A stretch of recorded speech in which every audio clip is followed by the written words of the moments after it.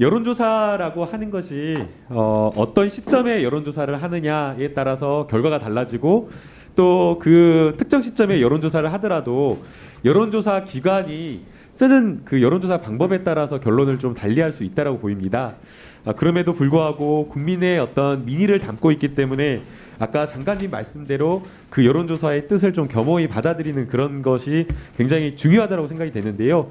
저는 앞서 장제원 의원님께서 질의해 주신 내용에서 굉장히 좀 중요한 점을 지적할 필요가 있다고 생각이 됩니다. 장관님은 정무직 임기가 정해져 있지 않는 정치인이시고 정무직 장관이신 거죠. 네. 그러나 윤석열 총장은 정무직 장관이 아닙니다. 윤석열 총장은 공무원인데 장관이나 정치인이니까 여러 지지나 직무 수행과 관련되어서 여론조사 결과가 반반 저런 결과가 나올 수 있겠지만 윤석열 총장은 공무원입니다. 공무원도 특히나 수사와 소추를 담당하는 검찰총장이기 때문에 본인의 직무와 관련되어서 반반이라고 하는 이런 여론조사 자체가 윤석열 총장이 굉장히 직무를 잘못 수행하고 있다는 것을 단적으로 저는 보여주는 것으로 보입니다. 공무원이라고 한다면 국민들에게 정말 70-80% 이상의 공직 수행을 잘하고 있다는 그런 평가를 받아야 되는데 윤석열 총장 같은 경우는 그게 아니라 완전히 극단으로 나눠져서 반반의 이런 직무 수행 평가를 받고 있는 것은 스스로가 여러 정치 수사, 잘못된 언행 이러한 것들에 의해서 국민들에 의해서 거의 정치인으로 평가받고 있는 것이 아닌가라는 생각이 듭니다. PPT 하나 좀 띄워주십시오. 예, 대표적인 게 저는 이런 거라고 저는 생각이 됩니다. 지금 화환을 이렇게 대검찰청 앞에 쭉 나열하듯이 이렇게 도열하듯이 이렇게 해놨는데 마치 본인이 이렇게 정치적 지지를 받고 있다라고 하면서 국민들에게 위세를 보이는 듯한 이런 태도 저는 매우 잘못됐다라고 생각이 됩니다.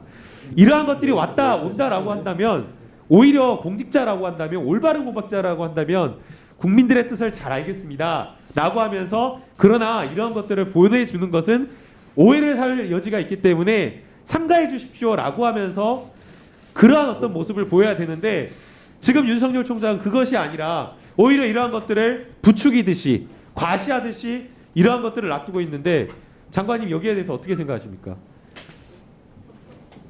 제가 뭐 저 부분에 대해서 뭐 따로 드릴 말씀은 없고요. 그러나 여러 상황이 검찰총장이 검찰 조직을 중립적으로 이끌어 가야 됨에도 불구하고 이런 그 정치의 늪으로 자꾸 끌고 들어오는 것에 대해서는 상당히 유감이다라는 말씀을 드립니다. 예, 매우 부적절하다고 생각하시죠? 네.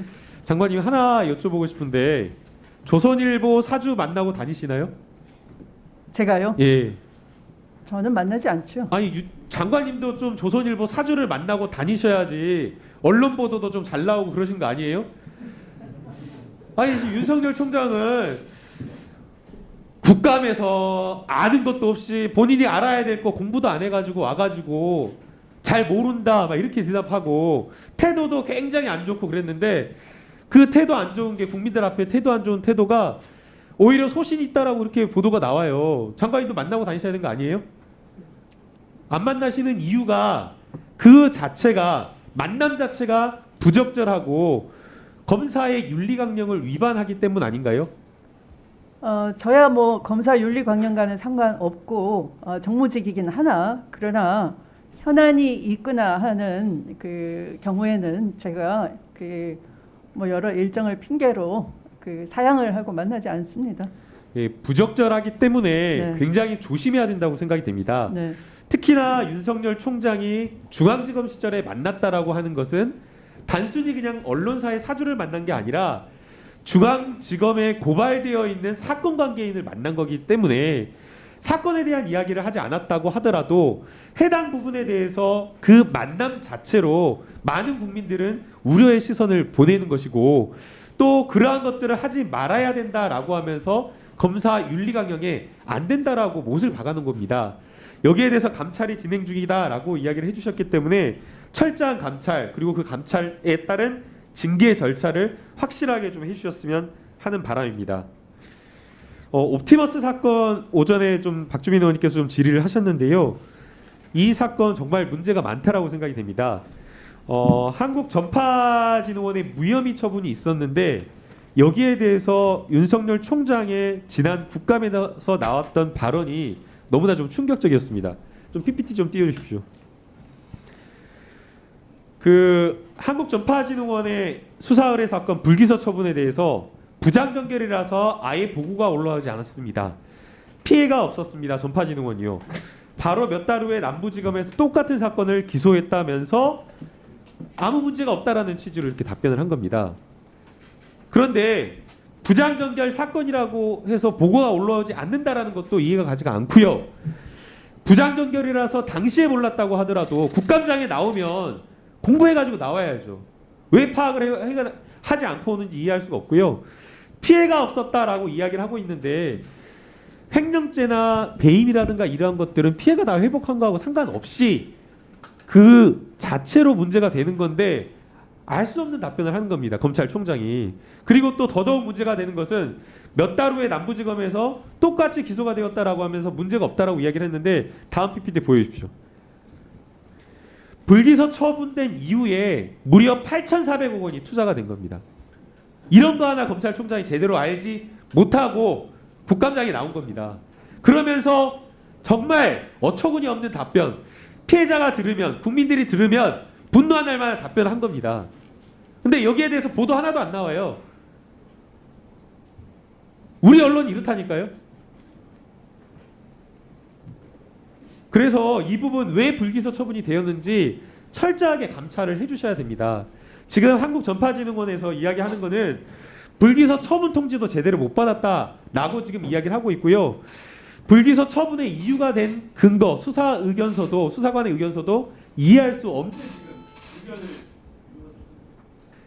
의견을 지금 달아놓고 있습니다. 그래서 해당 부분에 대해서 지금 이번에 감찰이 빠져 있는데 분명하게 감찰에 들어가서 확실하게 좀 파악할 필요가 있다라고 저는 생각이 됩니다.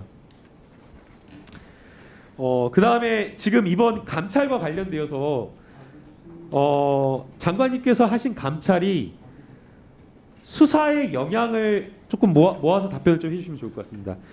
감찰이 수사에 영향을 미친다라고 이야기를 하고 있는데 감찰이 수사로 나아가는 경우도 있고 또 감찰과 수사가 같이 동시에 진행되는 경우도 있기 때문에 저는 문제가 되지 않는다고 생각이 들고요. 특히나 이번 감찰 같은 경우에는 전 라임 사건 수사팀이 교체됐기 때문에 전 수사팀에 하는 것이기 때문에 감찰이 문제가 없다라고 생각이 되는데 이러한 어떤 감찰이 수사에 영향을 미치니까 잘못된 것 아니냐라고 이야기하는 부분에 대해서 장관님의 좀 의견을. 네, 그 감찰이 수사를 방해한다면 하지 말아야 되지만 이번 사건의 경우에는 오히려 수사를 촉구하고 촉진하는 그런 측면이 있고요. 말씀하신 것처럼 그 수사와 감찰이 병행해서 진행되었던 사례들이 많이 있습니다.